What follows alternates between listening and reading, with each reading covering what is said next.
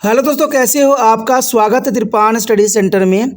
यहाँ पर जो हम करने जा रहे हैं BA third year semester 6 Hindi. देखा जाए तो ये हिंदी काफ़ी महत्वपूर्ण है और हमारे समक्ष यहाँ पर टॉपिक आया है हिंदी साहित्य का इतिहास। इसके अंतर्गत हम उपन्यास, कहानी, नाटक, आत्मकथा, जीवनी और रेखा चित्र के विषय में हम विस्तार पूर्वक चर्चा करेंगे और जानेंगे हर एक पहलू। ये आपके एग्ज़ाम में 24 मार्क्स का आएगा, यानी 12 मार्क्स के 2 क्वेश्चन आपको अटैम्प्ट करने पड़ेंगी, जो आपके लिए काफ़ी महत्वपूर्ण ये बन जाता है। इसलिए इस उपन्यास हो, कहानी हो, नाटक हो, आत्मकथा हो, जीवनी हो, रेखा चित्र हो, इसको जो है आपको अच्छे समझना है और आगे बढ़ना है।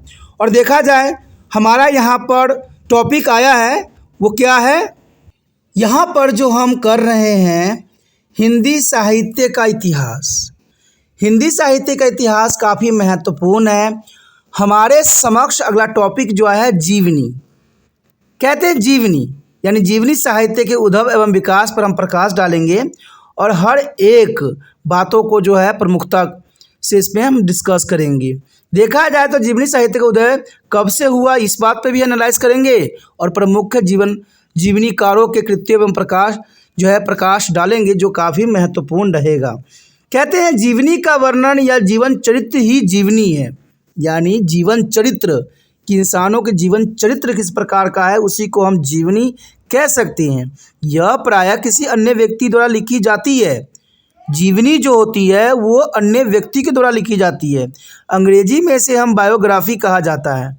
तो ये काफ़ी महत्वपूर्ण है कि ये जीवनी जो होती है अन्य व्यक्तियों के द्वारा लिखी जाती है। जीवनी किसी महान व्यक्ति के जीवन में संबंध होती है कि किसी महान व्यक्ति का। हिंदी साहित्य में जीवनी का आविर्भाव आधुनिक काल में अंग्रेजी साहित्य के प्रभाव के परिणाम स्वरूप माना जाता है। कहते हैं जीवनी के विकास में हम 5 चरण को देखते हैं, जो काफ़ी महत्वपूर्ण इसको बना देता है। तो आप समझ गए होंगे कि जीवनी जो होती है वो स्वयं नहीं लिखी जाती है। जीवनी जो होता है दूसरे व्यक्तियों के द्वारा लिखी जाती है, जबकि बायोग्राफी इसे कहते हैं अंग्रेजी में, और इसके बारे में आप सुपरिचित जरूर होगी। देखा जाए अगर हम बात करें इसके प्रकार के, तो ये 5 भागों में इसको विभक्त किया गया है। पहला आता है भारतेंद्र युग आती है, दूसरा आता है द्विवेदी युग, उसके बाद तीसरा आता है छायावाद युग और चौथा आता है छायावादयंत्र युग, और 5वां का जो स्थान है यहाँ पर स्वतंत्रता युग, यानी स्वतंत्रता के बाद के समय काल। तो देखा जाए तो इसको 5 भाग में बांटना ये काफ़ी महत्वपूर्ण बना देता है इसे। कहते हैं अगर हम बात यहाँ पर करें, पहला यानी भारतेंद्र युग। इस युग में सर्वप्रथम भारतेंद्र जी ने जयदेव, रामानुज और शंकराचार्य, सूरदास आदि की छोटी छोटी जीवनियाँ लिखी थी। देखा जाए तो भारतेंद्र युग में जो है काफ़ी महत्वपूर्ण रचना हुई, जिसमें से सूरदास की भी छोटी जीवनी लिखी गई। इस युग में कुछ जो है जीवनीकारों और उनकी रचनाओं का विवरण यहाँ दिया गया है। सर्वप्रथम अगर हम बात करें तो देवी प्रसाद मुंसिफ ने महाराजा मान सिंह, जो कि 1889 में लिखी गई थी, और राजा उदय सिंह, राणा भीम सिंह और जसवंत सिंह आदि ऐतिहासिक पुरुषों की जीवनियाँ लिखी, जो ऐतिहासिक खोज पर आधारित थी। तो देखा जाए यहाँ पर देवी प्रसाद मुंसिफ द्वारा चरित्र जो ऐतिहासिक पुरुषों की जीवनी लिखना काफ़ी महत्वपूर्ण बना देता है। उसके पश्चात देखें तो कार्तिका प्रसाद खत्री ने भी मीराबाई, अलाहाबाई तथा छत्रपति शिवाजी की जीवनी लिखी, जो काफ़ी महत्वपूर्ण था। इवन देखें हम तो राधा कृष्णदास ने कबीरवर बिहारी का जो है जीवन परिचय लिखा।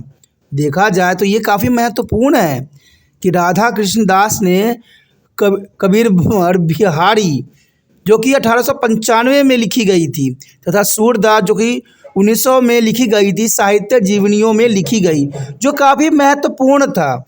इसके अतिरिक्त प्रताप नारायण मिश्र ने आचार्य चरितमृत यानी 1884 में, और बाल मुकुंद गुप्त ने हरिदास गुरयानी जो कि 1896 में, और बलभद्र मिश्र ने स्वामी दयानंद जो कि 1897 तथा अंबालिका दत्त व्यास ने स्वामी भास्करानंद की जीवनी भी इसी युग में लिखी। इस युग के जीवनी साहित्य में परिमाणित भाषा और आकर्षक शैली का अभाव नज़र जरूर आता है। तो देखा जाए तो ये समय काल काफ़ी महत्वपूर्ण थे, जिसमें बहुत से जो है जीवनी जो है ऐतिहासिक पुरुषों की जीवनी के बारे में आधारित थी, तो ये महत्व रखता है। उसके पश्चात देखें हम द्विवेदी युग, कहते हैं द्विवेदी युग में भी बहुत से जो है जीवनी का जो है शुभपात हुआ। इस युग को भाषा के संस्कार का युग माना जाता है, यानी इस युग को, द्विवेदी युग को भाषा के संस्कार का युग माना जाता है। महावीर प्रसाद जी ने स्वयं प्राचीन पंडित और कवि जो कि 1918 में, और सुकीर्ति संकीर्तन जो कि 1924 तथा चरित्र चर्चा 1929 में अनेकों जीवनी लिखकर अन्य इतिहासकारों को प्रेरणा दी।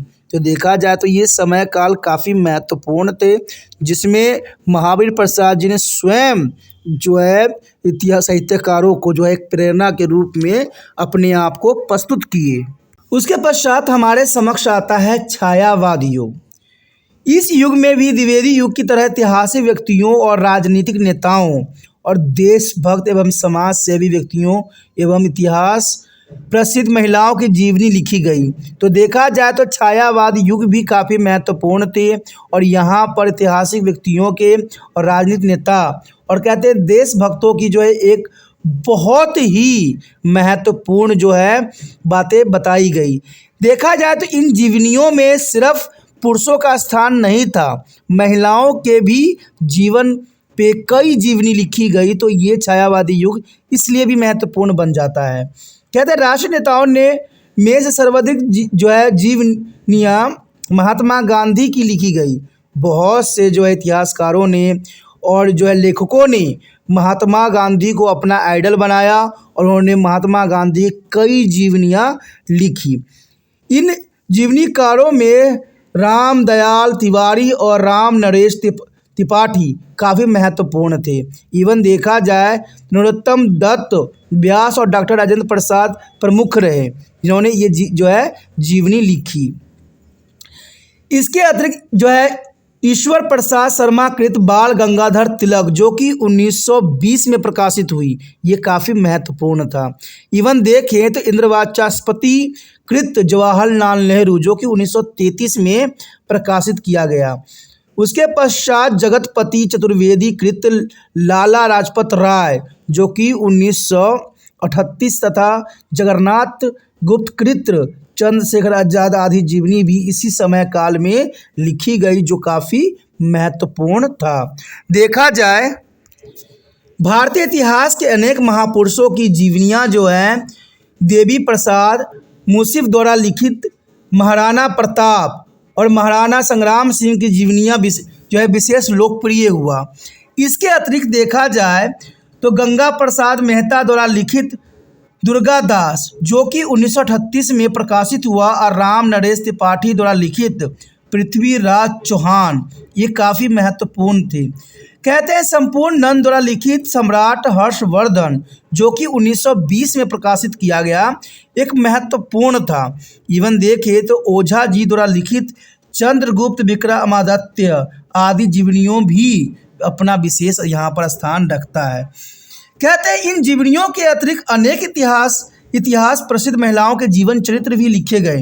कहते हैं ये समय काल इसलिए भी महत्वपूर्ण यहाँ पर माना जा सकता है कि यहाँ पर पुरुषों के साथ साथ महिलाओं के जीवन चरित्र भी यहाँ दर्शाई गई। कहते हैं इनमें प्रमुख हैं शिवव्रत लाल वर्मा द्वारा लिखित सच्ची देवियाँ जो कि 1921 में जो प्रकाशित हुई। वहीं पर देखा जाए तो जहुरबख्श द्वारा लिखित आर्य महिला रत्न जो कि 1924 में प्रकाशित हुई। इवन देखें तो जगन्नाथ द्वारा लिखित रमणी नवरत्न जो कि 1927 में जो है महिलाओं के विषय में लिखी गई थी, तथा भगवत दत्त द्वारा लिखित भारतीय महिला जो कि 1935 में प्रकाशित हुआ। तो ये समय काल काफ़ी महत्वपूर्ण था। कहते हिंदी साहित्यकारों ने जीवनी विद्या के माध्यम से देशवासियों में राष्ट्रीय चेतना जागृत कर उन्हें स्वतंत्रता संग्राम में जूझने के लिए तैयार किया। कहते हैं ये जीवनियों से सभी को प्रेरणा मिली और उसने अपने देशों को जो है रक्षा करने के लिए सदैव आगे बढ़े। तो देखा जाए तो छायावाद युग ऐसा समय काल था जहाँ पर जो है महापुरुषों की जो है जीवनी लिख के एक नया ही रूप दे के जो है इतिहास में संघर्ष के लिए सभी व्यक्तियों को तैयार किया गया। तो ये काफ़ी महत्वपूर्ण है। अगला हमारे समक्ष है छायावादयंत्र युग। चलिए देखते हैं छायावादयंत्र युग किस प्रकार की बातों को जो है प्रकाशित करता है। देखा जाए तो छायावादयंत्र युग कहते हैं इस युग में विदेशी महापुरुषों, वैज्ञानिकों और खिलाड़ियों की जीवनियाँ लिखने की ओर साहित्यकारों का ध्यान गया। यानी ये समय काल काफ़ी महत्वपूर्ण था और ये आज़ादी के आसपास के समय काल थी। कहते हैं इस युग में विदेशी महापुरुषों, वैज्ञानिकों और खिलाड़ियों की जीवनियाँ लिखने की ओर जो है इतिहासकार काफ़ी आकर्षित हुए। कहते हैं अब तक के जीवनी साहित्य में साहित्यकारों की जीवनियों का अभाव खटकता था और इसी अभाव की पूर्ति जो है पंडित पद्म सिंह शर्मा और कमलेश ने प्रेमचंद और निराला की जीवनी लिखी। कहते हैं प्रेमचंद और निराला का जीवनी काफ़ी महत्वपूर्ण था और इसके अतिरिक्त जो है गंगा प्रसाद पांडे ने भी महाराणा निराला जो कि 1943 लिखी। तो देखा जाए तो ये समय काल भी काफ़ी महत्वपूर्ण थे जिसमें प्रेमचंद और निराला जैसे व्यक्तित्व के जो है जीवनी लिखी गई। कहते हैं इस युग में महात्मा गांधी की जीवनी बहुत से इतिहास साहित्यकारों ने लिखी। इनमें से ध्यान श्याम बिरला जो कि 1940 और काका कलेकर जो कि 1948 में और सुशीला नायर जो कि 1949 तथा डॉक्टर राजेंद्र प्रसाद 1950 प्रमुख के थे। इन सभी ने जो है महात्मा गांधी की जीवनी लिखी जो काफ़ी महत्वपूर्ण बातों की जो है और प्रकाश डालती है। देखा जाए तो महात्मा गांधी जी के बाद पंडित जवाहरलाल नेहरू की जीवनी अनेक लेखकों ने लिखी। सन 1948 में सर्वश्री माता सेवक पाठक और लक्ष्मण प्रसाद भरतंजर जो तथा देव प्रसाद ध्वन ने और श्री अरुण ने 1950 में नेहरू जी की जीवनी लिखी। तो देखा जाए तो जवाहरलाल नेहरू जी के बहुत से लेखकों ने जो है जीवनी लिखी जो कि काफ़ी महत्वपूर्ण थे। इस युग में सुभाष चंद्र बोस की भी अनेक जीवनियाँ लिखी गई और इसमें लेखक थे हरिकृष्ण द्विवेदी जो कि 1941 में लिखी थी और छवियानाथ पांडे जो कि 1946 में जो है सुभाष चंद्र बोस की जीवनी प्रकाशित किया। इवन देखें तो गिरीश चंद्र जोशी जो कि 1946 द्वारा लिखित जीवनी प्रमुख था। तो देखा जाए तो इस युग में जो है पंडित जवाहरलाल नेहरू, मौलाना अब्दुल कलाम आज़ाद, लौह पुरुष बब्बर भाई पटेल, सरदार भगत सिंह आदि की जीवनी भी काफ़ी महत्वपूर्ण बन जाती है। तो ये महत्वपूर्ण भी रह जाती है। अगला हमारा है स्वतंत्र युग। चलिए देखते हैं स्वतंत्रता युग में कौन कौन से जीवनियाँ जो थी प्रमुख थी। देखा जाए तो स्वतंत्र युग कहते हैं ये समय काल काफ़ी महत्वपूर्ण थे और स्वतंत्रता प्राप्ति के पश्चात हिंदी जीवनी साहित्य का बहुमुखी विकास हुआ। अनेक पत्र पत्रिकाएं एवं प्रकाशन संस्थाओं के अतिरिक्त राजकीय स्तर पर इस विद्या के विकास में अपना योगदान दिया क्योंकि ये समय काल काफ़ी महत्व रखता है। कहते हैं नेशनल बुक ट्रस्ट ने भारतीय इतिहास एवं संस्कृति से जुड़ी महान भूतियों के जीवन चरित्र प्रकाशित किए। तो देखा जाए तो ये समय काल काफ़ी महत्व रखता है क्योंकि इसमें नेशनल बुक ट्रस्ट ने भारतीय इतिहास एवं संस्कृति से जुड़ी महान भूतियों के जीवन चरित्र को इस समय प्रकाशित किया। सन 1950 के पश्चात हिंदी लेखकों में देखा जाए तो कहते हैं काफ़ी महत्वपूर्ण समय काल थी और ऐसे नायकों के जीवन चरित्र लिखे गए जिन पर इससे पूर्व न होने के बराबर लिखा गया था। यानी 1950 काफ़ी महत्वपूर्ण समय काल थी जीवनी लेखक के लिए। इसमें देखा जाए तो यथाराम वृक्ष बेनीपुरी द्वारा लिखित जयप्रकाश नारायण जो कि 1951 में प्रकाशित हुई। कहते हैं ये काफ़ी महत्वपूर्ण था। इवन हम देखें तो बालराज मधोकर द्वारा लिखित श्यामा प्रसाद मुखर्जी जो कि 1958 में प्रकाशित हुई, जो काफ़ी महत्वपूर्ण था। इवन देखें तो ओंकार द्वारा लिखित राम मनोहर लोहिया, जो कि 1967 में प्रकाशित हुई। उसके पश्चात देखें तो राजा राम द्वारा लिखित बाबू जगजीवन राम तथा कृष्ण हंती सिंह द्वारा लिखित इंदिरा गांधी की जीवनी भी इस समय काफ़ी जो है बेमिसाल थी। कहते हैं 20वीं शताब्दी के उत्तरार्ध में लाला हरदयाल, खुदीराम बोस और चंद्रशेखर आज़ाद, राम बिहारी बोस, सरदार भगत सिंह और माता सुंदरी जी की जीवनी भी लिखी गई। और साथ ही महर्षि दयानंद और स्वामी राम तीर्थ और 24 तीर्थक मदर टेरेसा की जीवनी भी इसी समय काल में लिखी गई। कहते हैं ये काफ़ी महत्वपूर्ण ही थी। भले ही कहते स्वतंत्रता प्राप्ति के पश्चात हिंदी लेखकों का ध्यान साहित्यकारों की जीवनियों लिखने की ओर कम ही दिया गया, फिर भी शिवरानी द्वारा लिखित प्रेमचंद घर में, अमृत राय द्वारा लिखित प्रेमचंद कलम का सिपाही तथा मदन गोपाल द्वारा लिखित कलम का जादूगर प्रेमचंद कुछ सराहनीय जीवनी मानी जा सकती है। इवन देखिए तो विष्णु प्रभाकर जी ने सन 1972 में आवारा मसीहा में शरत चंद्र जी की जीवनी प्रस्तुत की। तो देखा जाए तो इस समय काल में बहुत से जीवनी लिखे गए। कहते हैं हिंदी में जीवनी साहित्य का भविष्य उज्जवल है और लेखकों की रुचि इस विषय में लिखने की ओर बढ़ रही है। तो देखा जाए तो जीवनी काफ़ी महत्वपूर्ण बन जाता है एग्ज़ाम पॉइंट ऑफ व्यू से, जो कि काफ़ी महत्वपूर्ण है।